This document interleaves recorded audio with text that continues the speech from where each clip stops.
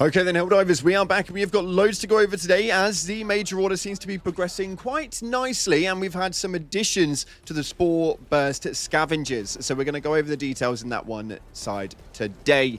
We've also got to talk about something that's been going on the Discord as B Vitamin gave us a very tantalizing little piece of information, and apparently these Spore Bugs have actually got some really big problems with them. So we're going to dive into the information you guys need to know with regards to all of it today.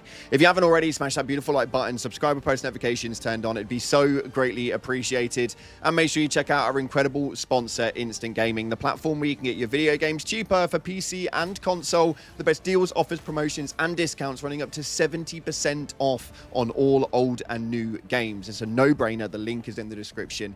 And if you want to get involved with that giveaway, then it is very, very simple. Head down into the comments section and put in a fire emoji. That will enter you in, as apparently fire is really, really good on the bots, but not so good with the Spore Bursts. We'll see that one come up in the next couple of days. With that being said, though, let's dive into the game and see what it is that's happening right now. So starting off, we have got the major order currently at 35% in just one day, which is absolutely crazy. We've managed to get around 10 million of the samples coming from the Gen Z sector over on Akmar, which currently has the DSS stopping its time period. It's literally just come back up, so we've got 1 day and 16 hours remaining on this one to close it off, which is looking like we might secure that one quite nicely, meaning that we'll have to head over to either Gakrocks, Pandion, or Fact Bay to be able to continue this major order as far as the rare samples actually go. But we do have Crimsica also being attacked right now as well. Now, there is no direct line period over to Turing, so as long as we get Akmar actually secured, we should be safe holding Turing for the foreseeable. With regards to everything else, though, you guys can go ahead and dive on the automatons or the illuminates if you do please, but there's not really much of a major order effort going on with that one. When we take a look at what's happening, though, they've significantly increased the levels of the Spore Burst Scavengers over on Crimsica, which is quite a big one. You guys are obviously going to end up diving there at some stage or another, but we've also got the Spore Burst Scavengers increased over on Akmar 4, as you can see via the dispatch notes here. So yeah, right now the galactic war map is in a little bit of a tangle, but it seems quite positive, that's for damn sure. So get out there, squash some bugs, and make sure that you do Super Earth proud. Moving forward, though, we've got some more things to talk about, as B Vitamin is about the only person from Arrowhead responding to people inside the Discord right now, as they're still on holiday for like the next few days. So this was really interesting. Somebody stated, so since we touched the Gloom again, they're sending their Spore Burst bugs at us. They did this before with the Predator strain, and we had a huge mess on the bug front for months. If we let one of those planets harbor Spore Bug strains again, the Gloom will get more feisty, essentially saying that the Spore Burst bugs expanding out will mean that the Gloom soon follows up on it. And everyone was kind of wondering whether that was actually going to be the case, and our real big teaser, Miss B Vitamin, actually stated Super Earth has learned its lesson. It couldn't possibly happen a second time, with a very interesting emote on there implying that it could potentially happen a second time. The Gloom could still expand even further, even though we are hopefully due to dive into it very soon if we get this major order complete. Moving on from that, though, the Spore Burst variants have been a very interesting bug to test up against. Why is that the case? Well, apparently there's been some really big issues with them. We had this Reddit post go up just 9 hours ago, which was a very interesting one. You can see on screen they've got the Spore Burst variant in front of them, and they're spraying a flamethrower all over it. Now, after the latest addition to the changes on fire, this should actually cause so much chaos. But as you can see, these things don't seem to burn at all. And if we take a deeper look into it, it's actually 10 times worse than that. The damage offset that they take to fire is absolutely obscene, as you can see via the screen. And also, after we took a look into the comments, somebody actually also said that the last patch actually broke this, and they're not affected by gas either by the seams of things. I know that obviously we had that 300% deduction in terms of gas when it came to the game itself. The sterilizer was pretty much made redundant, but this is a massively troublesome problem, mainly because on the bug front, it seems a lot of people love using the flamethrower flamethrower stuff. And after we've just been on the automatons, seeing how the crisper can take out a strider, it kind of doesn't really work that well at all. It makes no sense to me, and Alexis is going to be rolling around backwards because realism right now is on an all-time low. On top of that, though, also while we're talking about this, we are obviously trying to get those samples at the moment, and a lot of people were talking about the factor of using the sample scanner.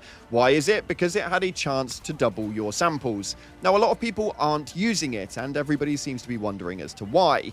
This person right here laid it out quite nicely. It states, because it's rather crap, 15% chance to double your samples. To be honest, Arrowhead needs to make it a flat 50% for it to be worth taking. Hell, the other sample booster should be uncapped, but should have the following effect.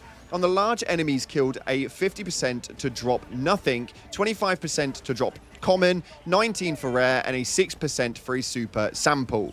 Obviously, last video we were talking about these sample boosters and actually utilizing them inside of the game. Apparently, we seem to have a bit of a move with the other booster that you guys will have been potentially playing with, which was the sample extractor, where large enemies now have a chance of dropping samples on death. It's actually capped at the common samples, so it's not even really worth running. And if you are running this on level 10s like I am, then there is no booster that's really relevant. The sample scanner doesn't really give you much of an opportunity to do it, and 15% on a level 10 is pretty much making a whole booster section pretty much redundant unless it drops the double samples. And if you do manage to get them to drop, you may as well take off that booster because you're not going to be getting it again for quite some time. So I do agree. I think that they need to boost that up to around 50% flat rate to make it just a viable option.